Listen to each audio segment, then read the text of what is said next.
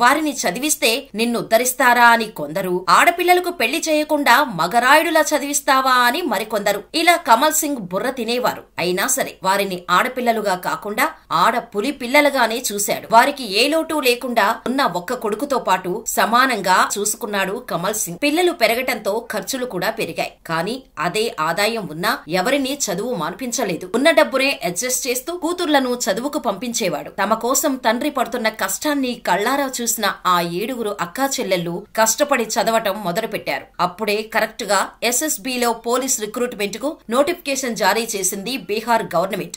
దీంతో ఆ 7 పెద్దది అయిన సశస్త్ర సీమా బల్ ఎగ్జామ్ కు అప్లై చేసింది. పరీక్షలు క్లియర్ చేసినా ఈవెంట్స్ మిగిలాయి. ఇది క్లియర్ చేస్తే పోస్టింగ్ ఇస్తారు. ప్రత్యేకంగా శిక్షణ తీసుకునే స్తోమత లేదు. దీంతో తమ వ్యవసాయ పొలంలోని ఈవెంట్స్ కు ప్రాక్టీస్ చేయడం మొదలుపెట్టింది. అలా 2006లో మొట్టమొదటిగా వారి కుటుంబం నుంచి SSBలో కానిస్టేబుల్ గా సెలెక్ట్ అయింది.